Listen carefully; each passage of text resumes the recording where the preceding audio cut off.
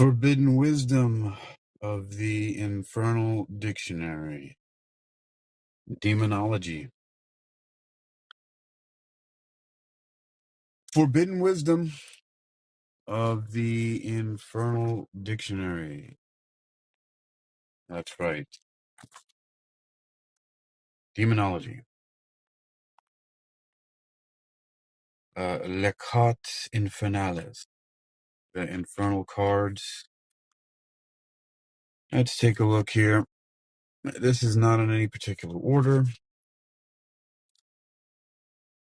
Not in any particular order. I'm shuffling the cards here. All right, who do we have? I'm going to start differently than I do before. I'm going to look at proofless. Proofless. Proofless also, also Busas or Bufas, is a prince and duke of hell in command of 26 military units. Demonographers claim that he may manifest in the form of a man with the head of an owl or a lion. Proofless. So the head of a man or a lion. Well, let's take a look what that first one might say for you. 411. Proofless. Well, proofless. Also called Bufas, is a prince and duke of hell in command of 26 military units. According to Wire's Pseudomonarchia Demonium, he can manifest as a man with the head of an owl or lion. Although he can be helpful to those who summon him, he enjoys setting people against each other and delights in causing conflicts, wars, and ruin. Inspiration. Proofless is said to have made his home in the Tower of Babel, or Babel. The story of the Tower of Babel ends in tragedy as all of the workers who were striving to create the great tower were scattered to the end of the earth, and their languages were confounded so that they would not have common ground or conversations going forward. As a result of that scattering, men who had previously worked together turned against each other, and that division lasts until this day. As a cautionary tale, that of the tower is similar to dealing with Proofless. Although he is willing to assist those who summon him in their endeavors, he seeks to divide and set groups against each other for his own amusement. Well, isn't that what a demon would do? Hello, Jack. Set people against each other for his own amusement. The divination here, the warning. Proofless comes into life. This is the demon that you're dealing with if this is what happens. It says, beware of individuals who spread gossip and discord for the sake of drama and divisiveness. Distance yourself from those individuals and do not be dragged in. So Proofless, he enjoys setting people against each other and delights in causing conflicts, wars, and ruin. So you have to beware of individuals who spread gossip and discord for the sake of drama and divisiveness. Distance yourself from those individuals and do not be dragged in. So these people may be possessed by the demon Proofless. If they're spreading gossip and discord for the sake of drama and decisiveness, you got to get away from them, lest Proofless jump into you. All right, let's see what else we got here. We'll shuffle them up, shuffle them up, shuffle them up. All right, who's coming next? What next must you? What next here is going on here? All right, we have Forcas. Forcas. Forcas also Furcas is a knight and a president of hell, with 26 military units under his command. He rides a pale horse and carries a lance, and demonographers say he has a long white beard. Gandalf, anyone? All right, let's see. Well, what about the one before him? Also 26 military units. Proofless has 26 military units. Well, you know what that calls for? It calls a little bit of demon neutralization by going into the angel numbers book. Since we had 226 in a row. Let's see what the number 26 says in the angels. Angels come to our guidance here, and we have to call the angels in every once in a while when we're messing around with demons, right? So we're just doing demonology. Let's call some angels. There's two 26s in a row. They both command 26 military units. 26. What is 26? Money flows.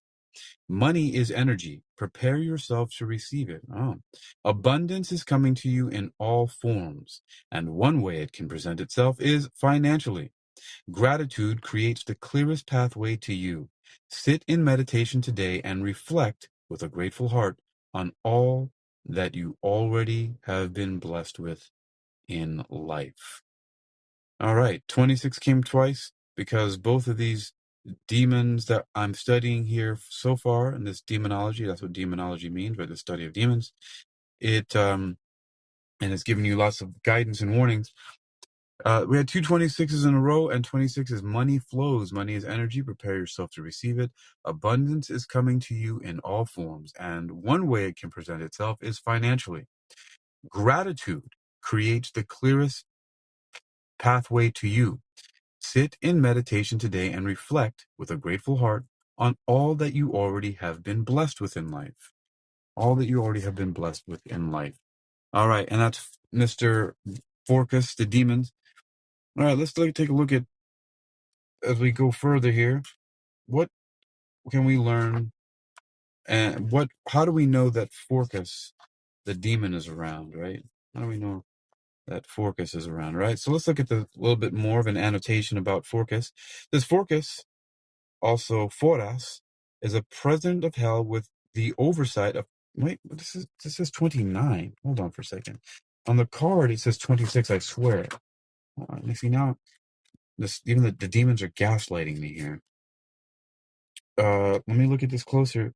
Oh, Shiza. It does say 29. How did I see 26? Bro, there's some demonic stuff going on here for real. Yeah, he tricked me into reading a card that was for our benefit to tell us that money was coming. But now I have to read. Now I have to read 29 because I was off. I mean, what the hell was that all about? I mean, you know, I don't know. But 29 center. I guess this is a way for me to call the angels in to help us out here. Angels, we're dealing with demons. Let's angelify this. 29 center. Hold on to your purpose. When the swirling forces of life distract you, remember what your goals are. You have a reason to be here. Focus on that, and all will be well. Lie down and place your hands on your solar plexus chakra, just above the navel. Repeat this mantra: I have a purpose. I have a purpose. Oh, I'm going to rename this a little bit. I'm going to put a little, yeah, I'm going to go, come on now. Can we please just cooperate? Cooperate. Just want your cooperation. All right. Here's what I'm gonna have to do. All right. This is really not cooperating. There we go. Oh, that's not actually what I want. All right. Hold on. So I'm trying to make some fancy lettering here, and I found it. I'm gonna do this just because it's fun. So I'm gonna change the title here, but as I change it, it's not gonna be what you think. Let's see. There we go. Yes, I got it. So I'm changing the word angels to something. There we go. Good. And now let's see. Can I see I'm not very familiar with this what you call it, the iPhone, which I've had for several months now. Come on. I don't really get the draw. I don't get the iPhone draw. I don't get what you folks who are iPhone people really see in the whole iPhone, um like everybody loves iPhone so much, but so many people demonology, yeah, OGY. People swear by it. All right, there we go. I'm just gonna leave it like that. Now it says angels. See that AE, angels, forbidden wisdom of the Infernal Dictionary, demonology. All right. So the number 29 says center. All right, the demon's trying to throw us off. Let's look at Forcas again, or Forsas, or Foras.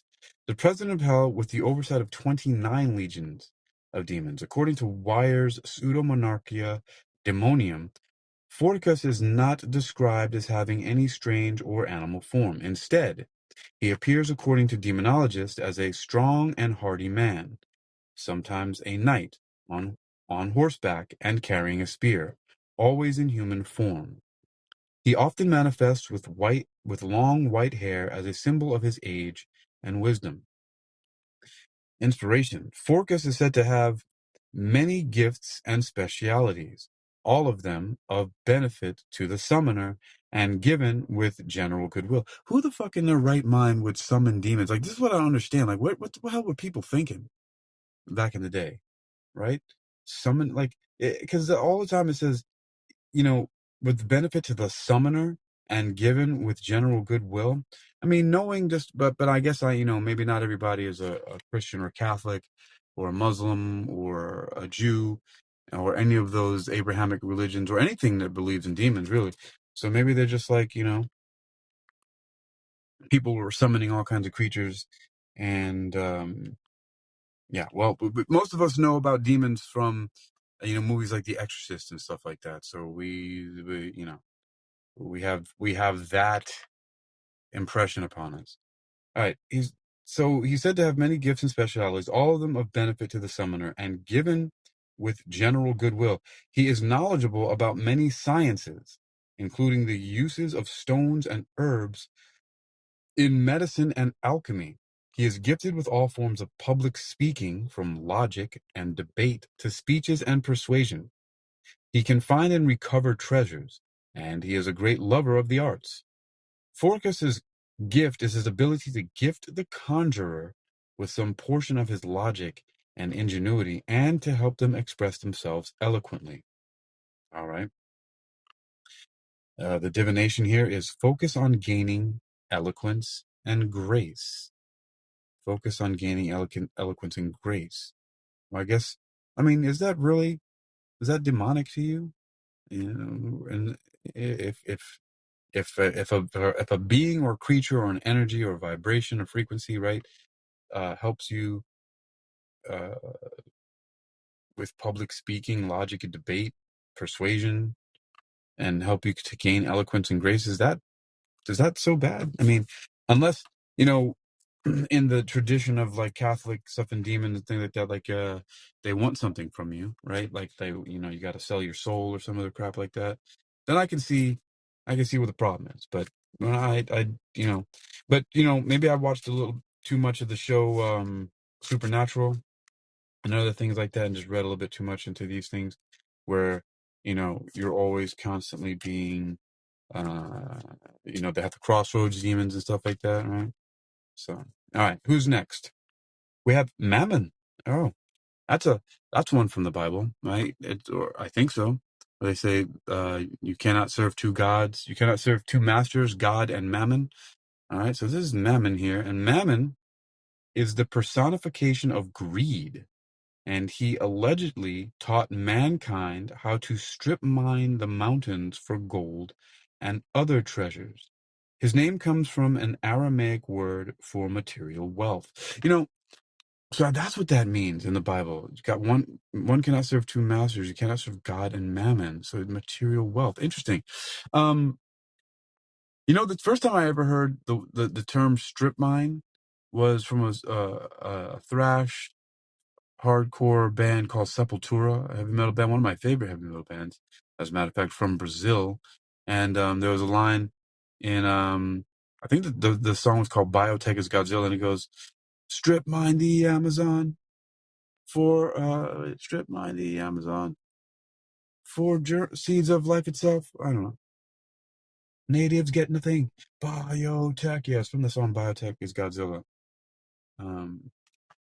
Yeah, well, I don't really comprehend how, um, oh yeah, it goes, strip mine the Amazon, 4 cells of life itself, gold rush for genes is on, natives get nothing. Wow, I appreciate the brilliance of Max Cavalera and his lyrical, uh, profundity even more as time goes along. Look, because he made a nice little analogy. He says, strip mine the Amazon, 4 cells of life. Strip mine the Amazon, 4 cells of life itself. Gold rush for genes is on. Natives get nothing. And in here, they use the word strip mine. It says, Mammon allegedly taught mankind to strip mine the mountains for gold and other treasures. That's cool. So Max Cavalera used that in the song Biotech is Godzilla. Strip mine the Amazon, 4 cells of life itself. Gold rush for genes is on, natives get nothing. All right, let's see what Mammon, how we might know that Mammon is around, right? Annotation: Mammon is another concept that evolved into a demon over the course of centuries. Initially, the Aramaic word mammon was simply a neutral word for material wealth. This innocuous term first started leaning toward the negative in the New Testament of the Bible, when Luke and Matthew both make mention of mammon as a master one cannot serve while also serving God. I read a little bit. One who would pursue mammon over serving the Lord would be falling into the sin of avarice, and so the word mammon began to be associated with greed. Colin de Plancy quotes Paradise Lost, one of the first appearances of Mammon, as a personification of avarice, in which Milton names Mammon as a demon who spent his time before the fall from heaven thinking about the riches on earth, and later taught men how to rifle the bowels of their mother earth for gold. All right, inspiration. Many things are not so bad in moderation. A tiny bit of greed could arguably act as a force for positive motivation. Unfortunately, it's very seldom that there is such a thing as a tiny bit of greed. Avarice tends to root itself fairly deeply, and each bit of material wealth gained only leads the greedy person to wonder how much more can be acquired. And the divination? Beware of avarice.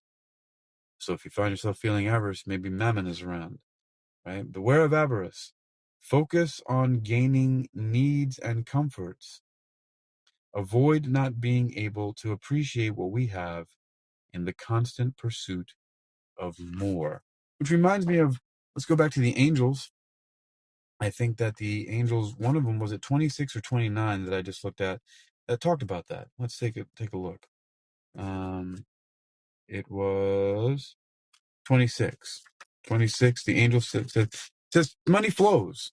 Money is energy. Prepare yourself to receive it. But it says abundance is coming to you in all forms, and one way it can present itself is financially. Gratitude creates the clearest pathway to you.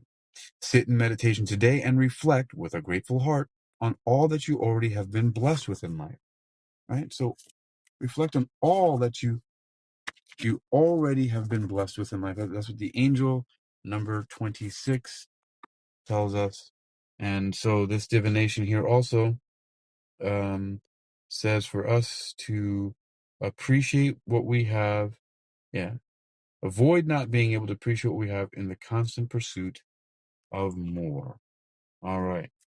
So it tells us basically to do what the angel number 26 says, which is sit in meditation today and reflect with a grateful heart on all that you already have been blessed with. It's possible that doing something like that is a remedy that can neutralize this demon mammon when you have gratitude for what you already have, right? Instead of being greedy, be grateful. All right. Next up, who will come out of the deck here? Who will come out of the deck here? All right. All right. All right. All right. Who's coming out of the deck? Who's coming out of the deck to talk to us? And what demon next do we have to guard ourselves against here? All right. And we have, what a name. Leonard. Can you believe there's a demon called Leonard? You know, that's funny because there was a movie with Bill Cosby that was called Leonard, I think. And it was this funny kind of comedy thing. And it was a ridiculous movie. I think I actually saw one of the Leonard films in the movie theater, actually. I'm pretty sure that I did. Let's see. Going to share this out to my news feed on Facebook. And you know what I'm going to do also? I'm going to copy this whole thing. Angels forbidden. Angels forbidden. Oh, you know, I'm going to call it angels and. Let me put an and in ampersand in here real quick. Come on. Oh gosh.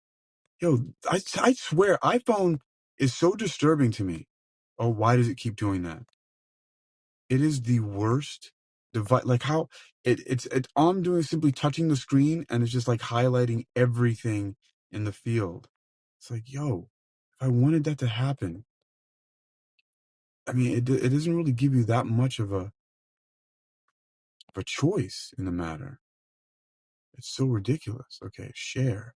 I'm gonna share it in the messages here. Oh, yeah. So it's gonna be. There we go. Share it there. Let's go.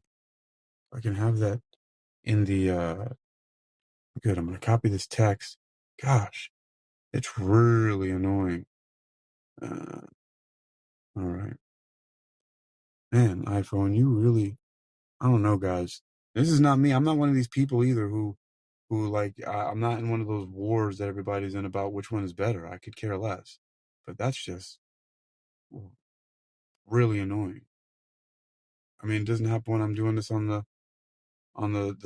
Android. It's actually making it really simple to do. I mean, bam, bada bing, bada boom, post it already. And whereas in all that other nonsense I was trying to do on the iPhone over here was give me some trouble. Okay, next up in the study of our demons here is Leonard. Leonard, that's his name. I didn't make it up. That's what he's being called here in this here demon book. Okay, Leonard. Leonard is Grand Master of the Witches' Sabbats.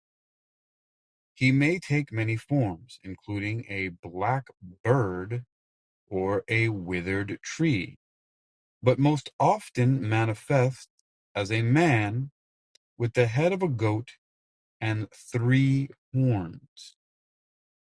A man with the head of a goat and 3 horns. All right, that is Leonard. Leonard, how did he get the name Leonard? I wonder. It's such a, I don't know. Leonard has become such an easygoing kind of name, right?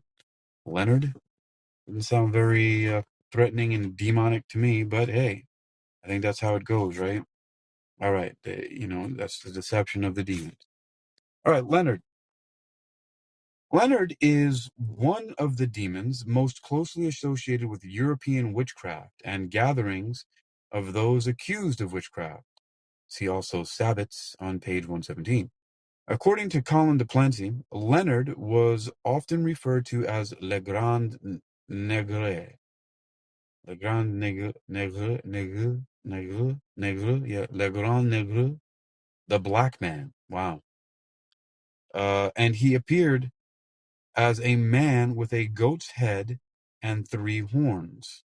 When he appeared at witches' sabbats in the position of Grand Master of Ceremonies, the witches would kneel and kiss his backside, where he was said to have a human face.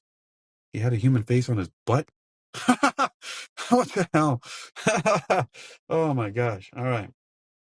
Colin de Plancy notes that Leonard is not a charming or kind-hearted demon. In fact, his demeanor when summoned outside the Sabbat is very dreary and unlikely to answer questions. It is only at larger gatherings that he acts the part of a leader and a high-ranking official of hell. It would seem that the alleged acts of prostration performed by the witches in his company are simply a part of a ritual instead of any sign of actual respect or honor. All right. Divination. Beware of fawning for attention from authority figures or superiors for no other reason than their position. That's a good warning. The other day, um, some business owner decided he was going to come out. I had a contract with him, and he decided to start talking shit to me. Now, he was drunk, but that's no excuse. And he said some things, and I was just like, whatever. And I walked away, and I drove off, even though I was supposed to be, well, I had agreed to do some work with him. But yeah, I don't kiss anybody's ass. I don't give a damn. It's not a good thing to do. It's not a good look, people. So beware of fawning for attention from authority figures or superiors for no other reason than their position. So we might know that Leonard, his name, the Leonard is the demon's name. I know that Leonard is around.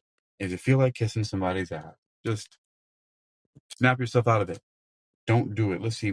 Does it say that he has any um legions of demons in his command? No.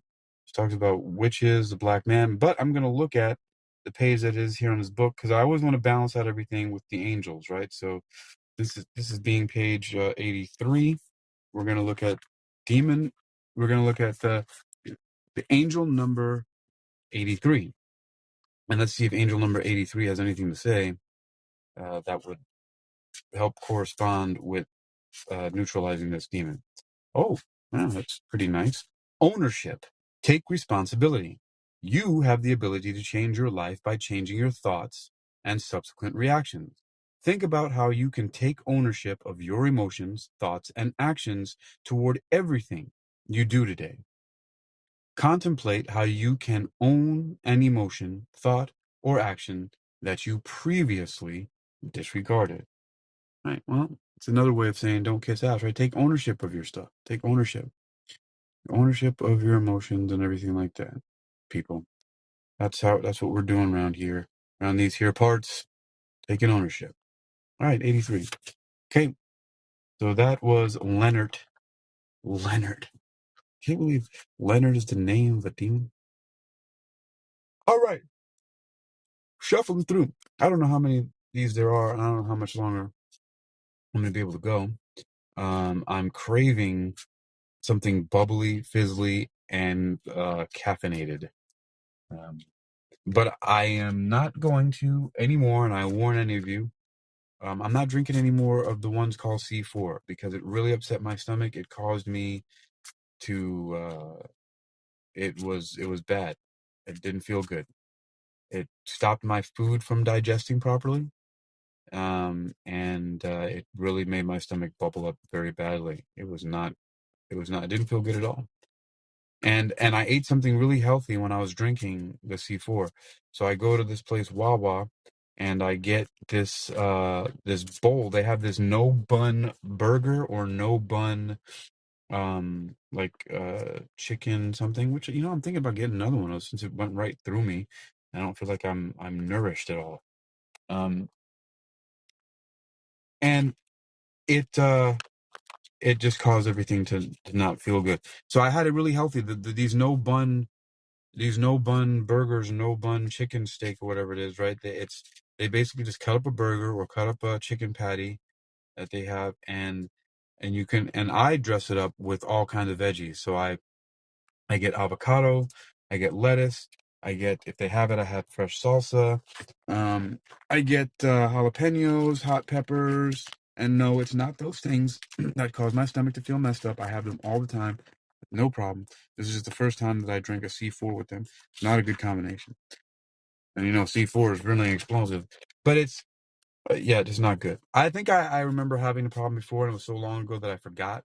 So, yeah, guess you got to remember these things. Got to remember these things, folks. Got to remember what you're putting in the body. All right. Next up, we have, oh, that is hilarious. I just shuffled these cards, and the very next one to come up is actually Sabbat or Sabbath, which was just talked about in the Leonard card. It's 440. I wonder what that means. Let's take a look.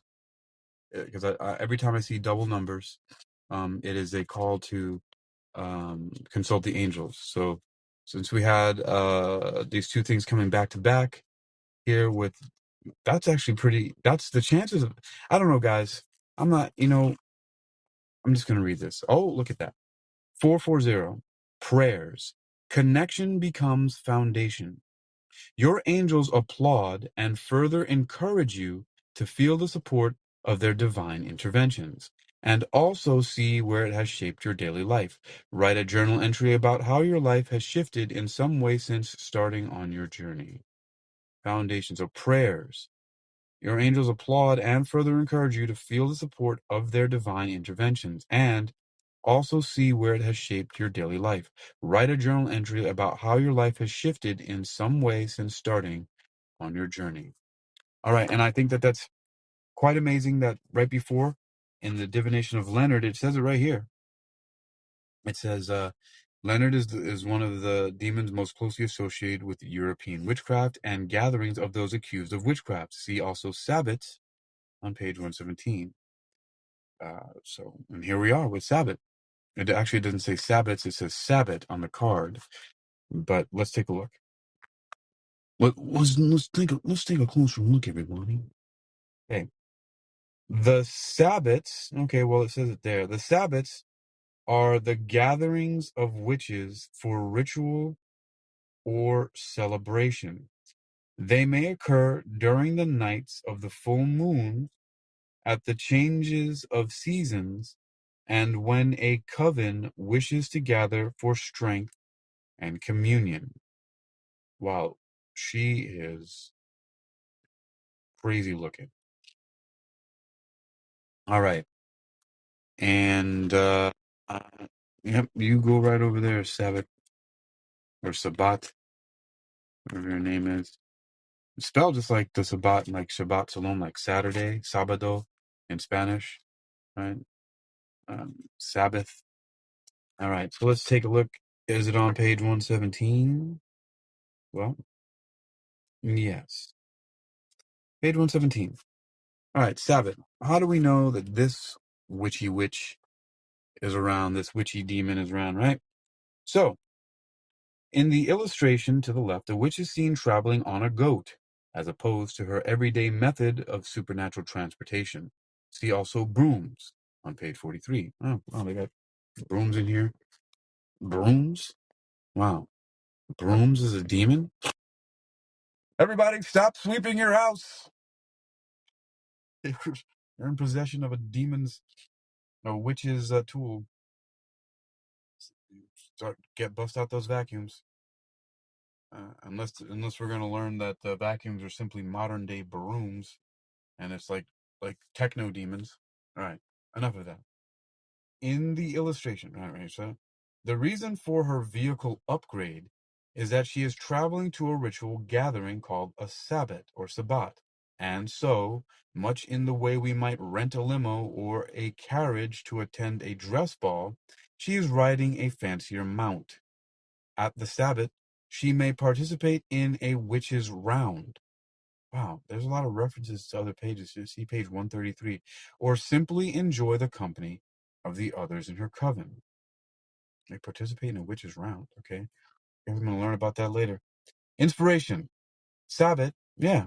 From the Hebrew word for day of rest, was originally used in a demonizing and disparaging context to both witches and those of Jewish heritage, to describe congregations of witches, but over the years many pagans have embraced the term and taken it as their own.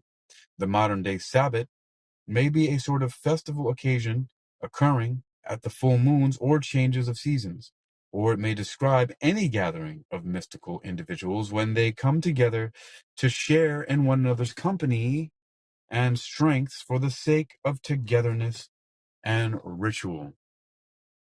Yeah, see, so a lot of these demons and things like that are just like words and things like that that were just not Catholic or Christian, like the Sabbath, Sabbato, Shabbat Shalom, right?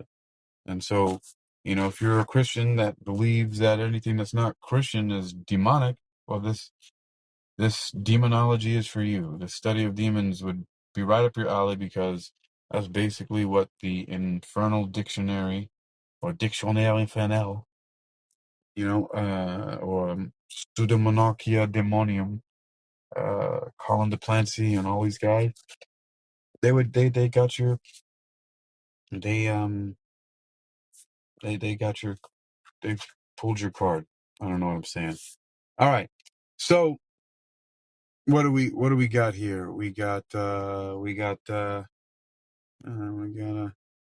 see. Inspiration. Yep. Day of rest and conversation. Yeah, divination. All right, I see you there, Brendan. Brenda Starr. See you there. Hold on a moment. All right, so focus on tradition and ceremony. Surround yourself with family and like-minded individuals. Is that if we're being encouraged for that, how is that such a bad thing? So focus on tradition and ceremony. So I suppose if you feel like isolating yourself, that could be a totally totally bad thing. Hello, Hello. how do you do?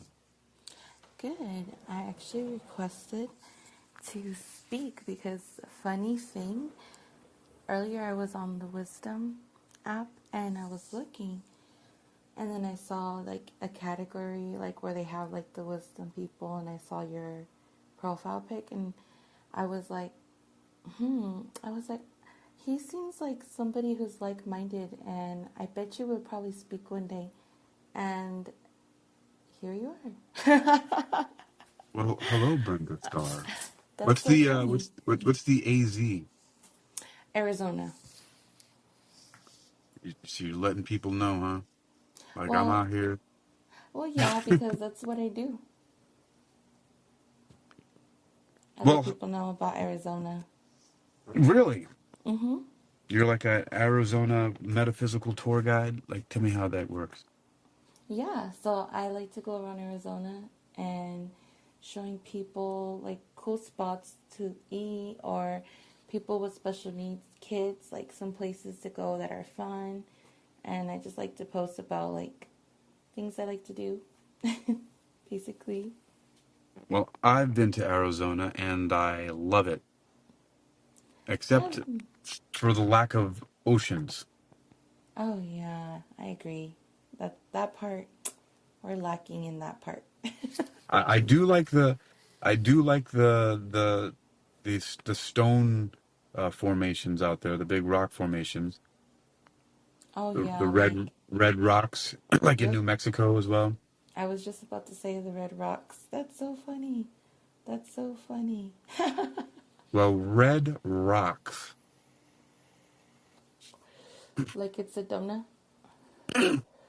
Yeah, I mean, I like the color red too. So it's a double entendre. Red rocks, the color red rocks, and I like red rocks. Well, you'll definitely love some points in Arizona. We have a lot of red stuff here. I like Tempe. I like Tempe. Tempe is the Oh, Tempe. Tempe. Is that how I say it? Tempe. Tempe? See, It's nobody told spelled me out there. Tempe. They just let me go ahead calling it Tempe. Oh, that's messed up. I'm so sorry. But yeah, it's Tempe. Happy. Tempe. Are you ¿Tú hablas español? Muy poquito. No hable bueno. No. No. But I'm trying, ¿A practicing. dónde es tu familia? ¿Tu Um, familia dónde eres? Aquí, America, Okay. Texas. I'm like fifth, 10th generation. My family Okay. came, I think, from Monterrey, and I think that's where they come from. I'm not sure. Well, They you always tell know. me Texas. Well, you know that Texas and California and many of them, their parts are actually Mexico. Hmm. I think I'm indigenous too from like Mexico. Like, I think I have like native family from Nahuali, Mexico, probably. Nahuali or Azteca or Oh yeah, like one of those. I'm sure of it. I'm sure of it. so But not like I'm going 100%. I'm going back and forth here consulting angels and warning about demons, even though I don't really consider demons to be actually like the Exorcist and other types of versions that we see in popular fantasy and science fiction and all that. No, it's actually like the opposite in the world. Demons are like prettier, and the angels are the ones that look scary because the angels are the ones that scare away, the bad things, and they have to look a certain way. And then Yeah, the demons are more approachable, and it's awful because that's just a way for because they got them. to lure people in. Exactly. So it's So you like, might be a demon. oh no, I'm an angel, hun. Well, you don't So, look like an angel then, according to your description. oh, I know. It's called photo edit. So nice. I'm just being real. I don't gotta lie. Like, I do that for a living too. I like to take photos and, like, beautiful photos. Anything I can take of. I like photography. I'm an artist. Like, It is a nice photo. I love it, right? So it's like this experience you go to in Scottsdale, Arizona, and they have like a place where you can take photos, and then you can go into like a interactive sensory art experience. So it's like they have a show on the wall of like da Vinci right now with all Hmm. of like his Mona Lisa and you know how he did the one with the man with his penis. I forgot.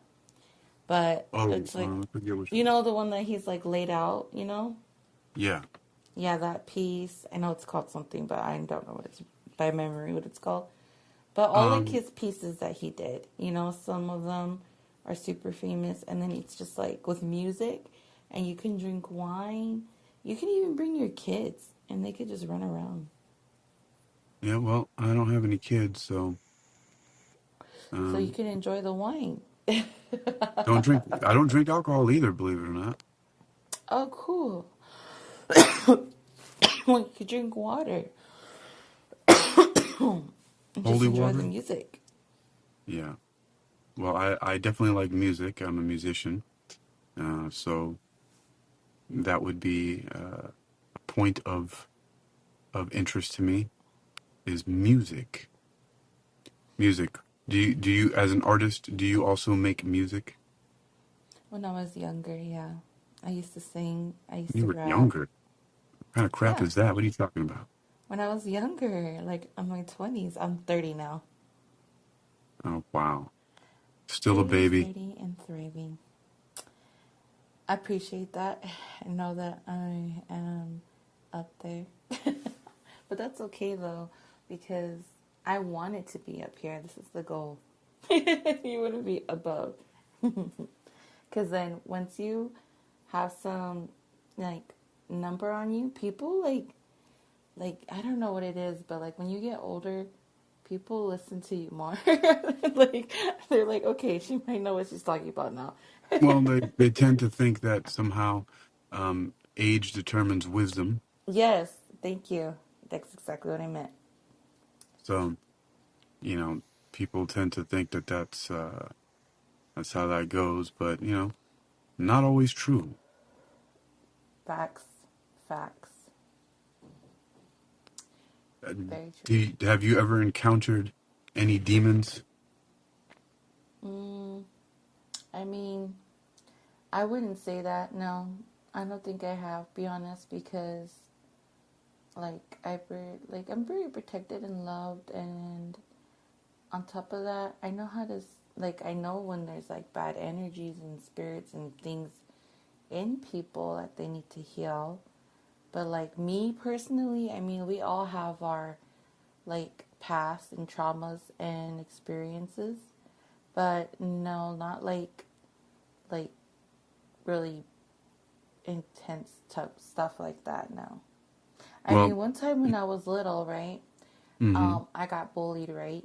And I was young, and I remember it's just a scary story, by the way. And cool. I Let's hear it. remembered, it's a true story though. So my cousins used to scare me a lot, you know, and I used to hate it because I was the young one. And one time I had enough of it, and I made like a really scary story in my head out of nowhere. I was like, do you know that feeling when you can't breathe in your sleep? Well, that is called the shadow man. And the shadow man likes to hide in the corners. And if you are not good in life and you're bad, he'll come and he'll steal you away. And I was saying that when I was young. And at that time, I was like, look, he's right there. He's in the corner now. And But then when who? that What was it? What happened, was the name of it? What would you call it? okay, well, there's a lot of stuff to this story that you probably are going to unravel as I talk about it. But I laugh about it because I'm not scared of it now, but like back then, it just trips me out about the things that kids say, you know? Because I was like young and I just made this up the top of my head. And I was like, yeah, the shadow man is someone who comes in the corners. He's like a man. He wears a hat. He has a suitcase and all this stuff. And he'll come and he'll take you away, like in your sleep, and you feel like you can't breathe. That's him. Wow. And then I said that, and the bookcase in the room, it fell over, the whole Whoa. bookcase. And then they started crying, and they started Never. laughing. But this is where it gets crazy. So I get older, right? In life, I get older. Teens, I start becoming a teenager, and then I start watching like movies, you know, scary Mm. movies. And it turns out there is a mother effing person in like the theater world that's called that. It's like a freaking movie. And I was tripping out, man. I was like, what? It was an actual like thing. And then I keep doing more research, and it's like it just gets like it's real, you know? And I'm just Mm. like, oh my goodness. Get that away from me. You know, like rebuke that. And yeah, it was just crazy because like literally on the top of my head as a kid, I just made it up, you know? Mm. I swear. It's crazy stuff. True story though. Well, I mean, I think there was one concept that I knew of before, whereas uh, I found that a lot of the hauntings and poltergeists and things like that that people experience were actually created by their own thoughts. Something called a tulpa, which is a mind-made matter or mind-made objects, or are how a lot of those things happen. But that's just a little bit of a theory, you know. Sounds right though, because I was a kid and I was like thinking, you know, like thoughts. So not like bad thoughts, but like I was just trying to scare them, you know. But it's just the that I believe that what you're saying, but then explain the part where this happens in other people's stories. You know what I'm trying to say? Like Well, how. that's how tulpas happen. They become like a program that when somebody thinks of something very thoroughly, they give it a like a loop. So like sort of like a movie or a book has a beginning and an end, Mhm. and but it's only that information. It's just it's no more than.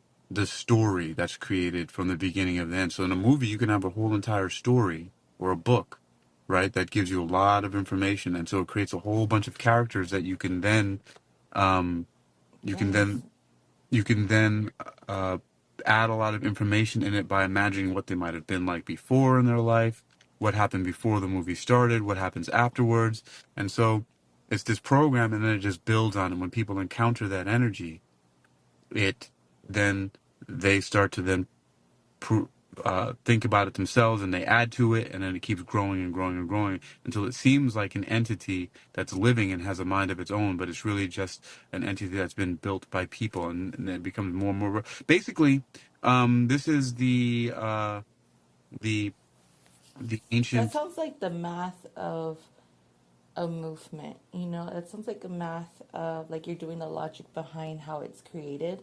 Well, it's Like, just AI. Basically, it's artificial intelligence. so It's it's like, the earliest form of artificial intelligence are tulpas. Tulpas and AI are the same thing. I can see how you can. It's true though, because it all starts with a thought, like everything, an idea, a process. Like, I can see your perspective because it's like, in order to even move in a direction in any type of way, you have to have a thought. You have to have Right. like some type of energy behind it. If it's an idea, if it's a story, it's like Hello, Raylan. a muse, you know? Yes. Mm-hmm. I get what you're saying. Let me see. But Hey, Elizabeth McClung, Sir J, and Jack. Yeah, it's, I don't know. There are a lot of theories that I played around with.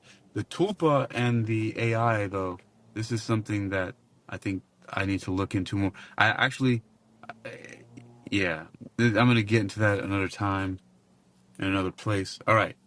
I have, I have these so-called demons on these cards here, uh-oh. and I am Like, uh-oh. working working through, and I'm balancing them out with also with the angels. So I have 999 angels with me, and they all have messages for us. So I'm going one by one through these different demons and seeing what what their characteristics are and how to warn people against them, and then they also have something to teach us. So you ready to hear about the next one on the card? Sure. All right, let's see That's, who who pops out here. So here's a little background. I don't know how much you heard, but I'm going to repeat this. Also, is that I just pulled a card from a demon who has the horrifying name Leonard. ew. This demon's name is Leonard, I and rebuke you, Leonard, in the name of Jesus. Honestly. Leonard, and so I pulled the card Leonard, and then in Leonard's annotations, it referenced Sabbath on page 117. And after I put Leonard down and finished talking about what he's all about, I shuffled the cards, and the very next one was Sabbath. I thought that was pretty cool that it came out. So now let's see. The next to come visit us is called Berit. What about the, Berith. do Berit. you have, do you have like angel cards to match with I those? have Or I have an angel book, a book? angel Nice. numbers book. So that's how I'm talking. That's how I'm balancing this out here with the demons. I brought both angels and demons here so that Ooh, I can give a nice balance. nice. So this next one's called Berith, and it says Berith, also Baal Berith, Lord of the Covenant, is a Duke of Hell with 26 military units under his command. Demonographers describe him as a soldier riding a guess what color? Guess what color horse? Steed. A red steed. We were talking about those red rocks earlier. So Barrett is riding a red horse, and he has 26 legions of demons under his command. Let's Ooh. see what more we can learn about Barrett. What does Barrett say here? Barrett. All right, we're gonna. Barrett is Wow, there's a lot of demons with the name B. Okay, Bereth.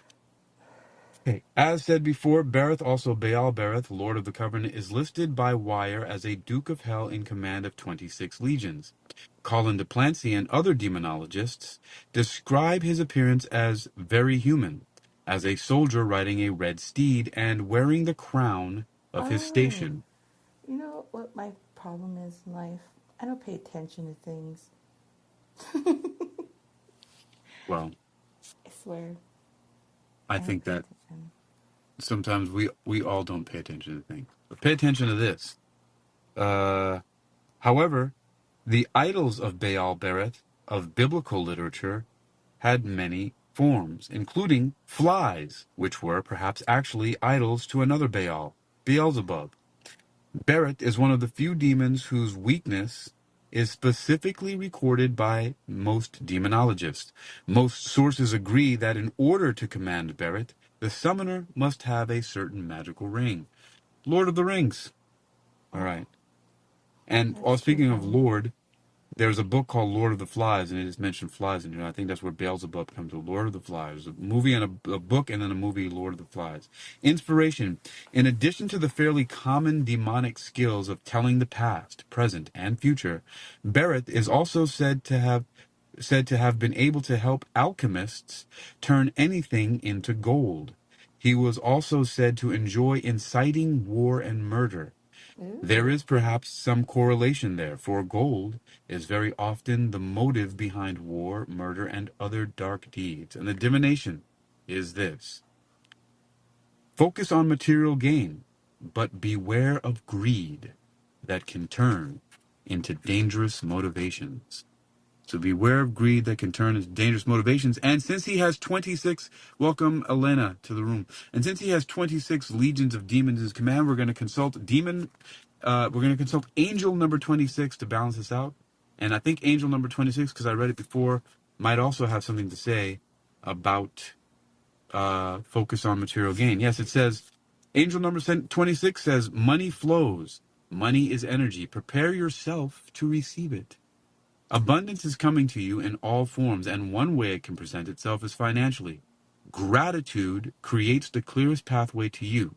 Sit in meditation today and reflect with a grateful heart on all that you already have been blessed with in life. That's angel number 26. Hi. Gratitude. I don't want to interrupt your show or anything, so I What's should that? let you get back. So I don't want to interrupt your show or anything, so I should let you just You get know, back to your show this is and what you guys wisdom can is all have about, but thank fun. you for listening. And Yes, you you guys can have come a up and say great hello time. anytime. Yes, this is great. This is actually new to me, so it was nice meeting you. And you Nice guys meeting have you a too. nice day. All right, Brenda Starr, Arizona. Bye bye. Later.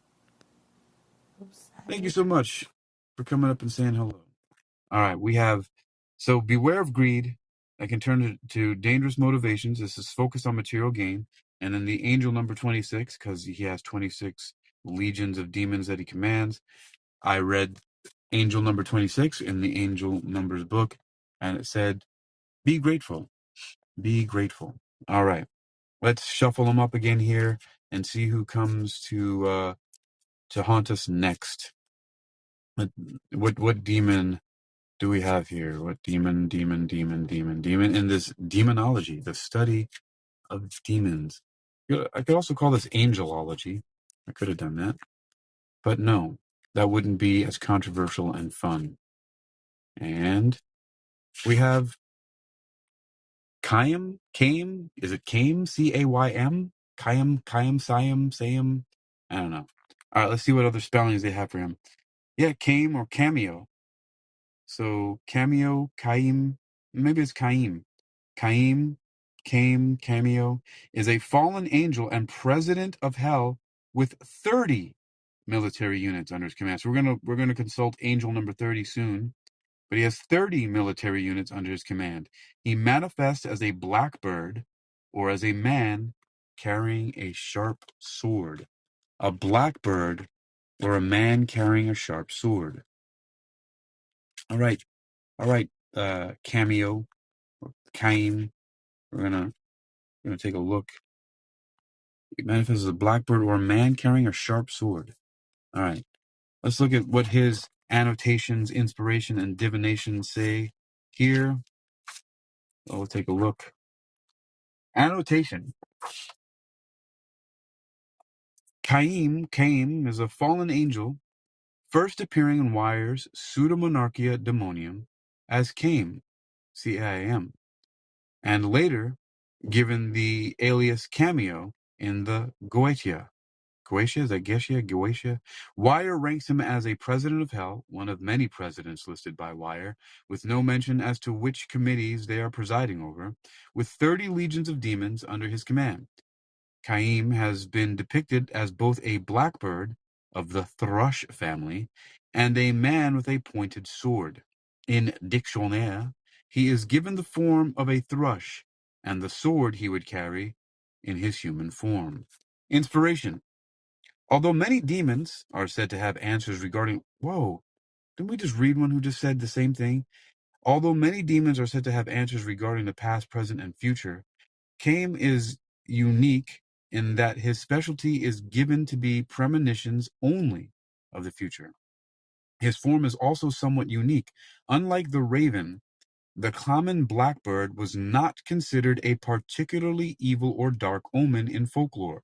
Perhaps there were simply too many of this very common bird to be considered frightening. As with Beelzebub's flies, we just read Beelbereth, and then, okay. As with Beelzebub's flies, Caim's brother and sister blackbirds may have been his eyes throughout the world, allowing him to pick up news and use that knowledge to predict the future. And I don't even know how to pronounce his name, but I'm saying it like 3 different ways, right? Caim, right, was apparently able to teach those who summoned him how to understand the thrushes, as well as the calls of other birds and animals, and even the sounds of rivers and oceans, so that the summoner might be able to use that knowledge to make predictions. Divination. Focus on listening to ambient sounds for calm, relaxation, inspiration. Well, I have a suggestion. If you go to Spreaker.com, that's Spreaker, you can find I have some free and ad-free downloads of a collection called Solfeggio and the Seas, using the solfeggio tones. There's volume 1 and volume 2.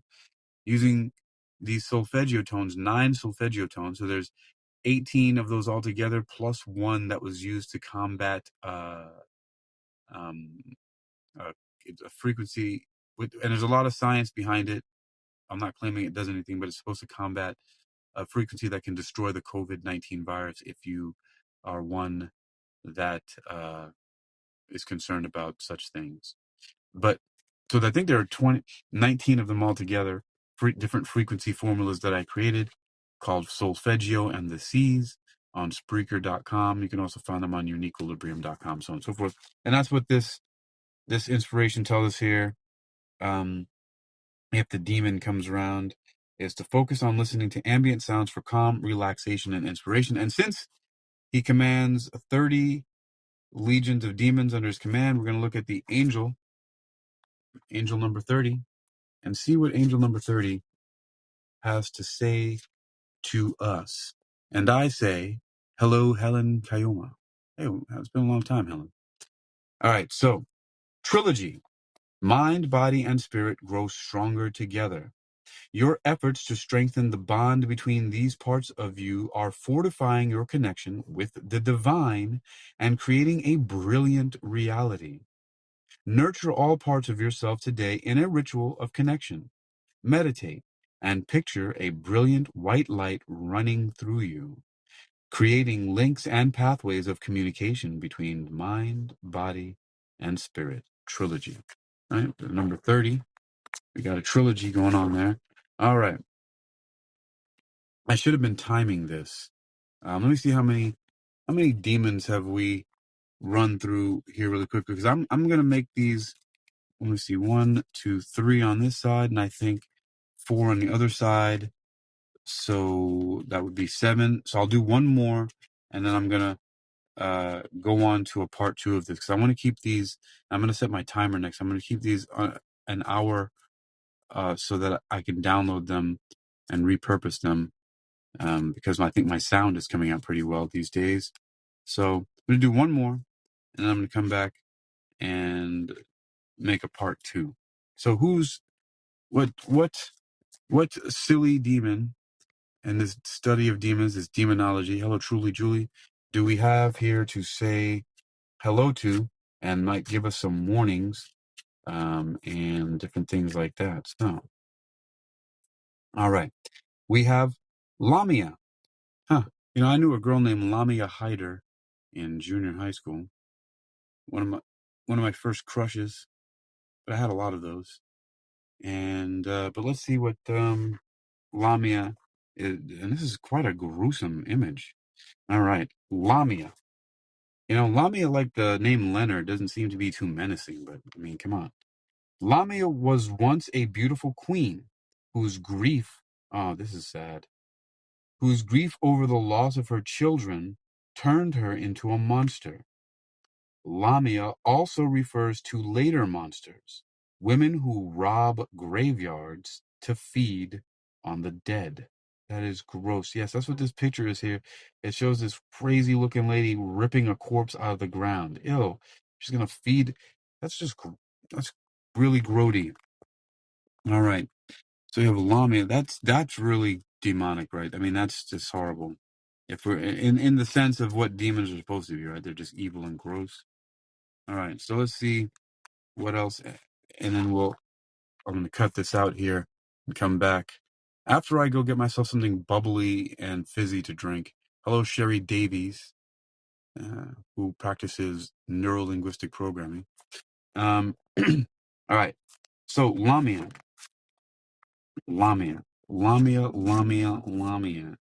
What's the annotation for Lamia? Lamia, according to Greek mythology, was once a Libyan queen of great beauty. But grief over the loss of her children turned her into a terrible child-devouring monster. Some sources say that the goddess Hera forced Lamia to eat her own children. God damn it. And, driven mad by the act, she punished other mothers by taking their children from them. In later centuries, the name Lamia was used as a generic term, as the modern-day boogeyman, meaning horrific women who raided graveyards for food or fed on the blood of young men. Now, they're really demonizing women here. Inspiration.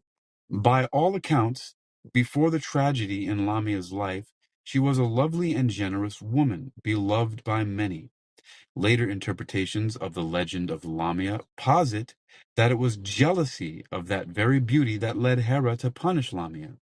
Sources disagree as to whether Hera's jealousy stemmed from Lamia catching some suitor's eye or whether she was just affronted by her beauty in general.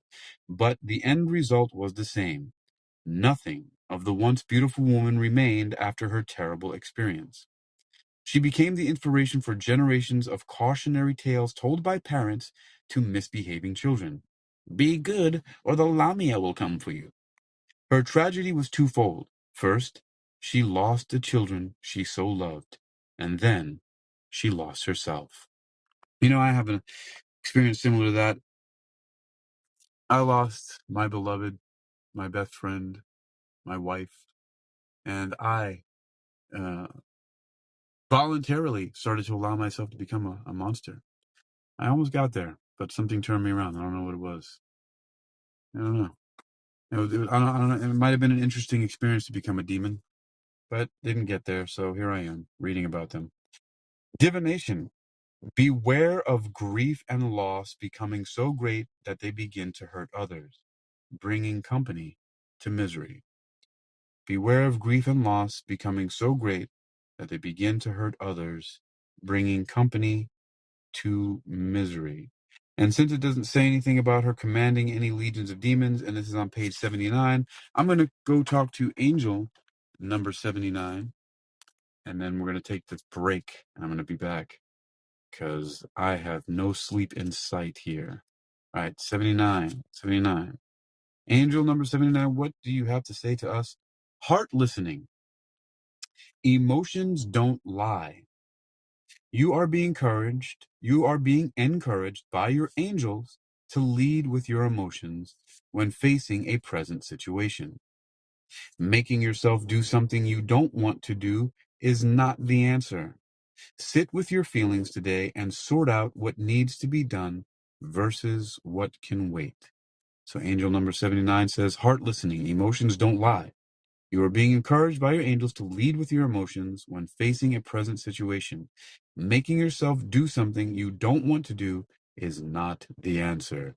Sit with your feelings today and sort out what needs to be done versus what can wait. All right.